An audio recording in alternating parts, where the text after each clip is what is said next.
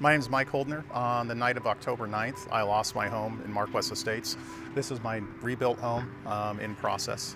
Shortly after the fire, I started working on a group rebuild concept. And the reason I started that was my next door neighbors, Dan and Becky Hansen, were looking at moving away. And I was going to lose my next door neighbors. On the other hall, Rick and Candy Hall also were looking at leaving, and I was looking for a way to reduce the cost of rebuilding for my neighborhood.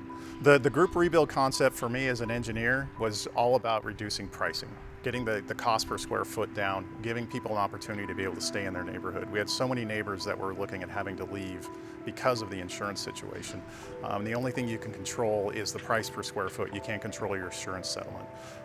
And I was very happy that the neighborhood came together.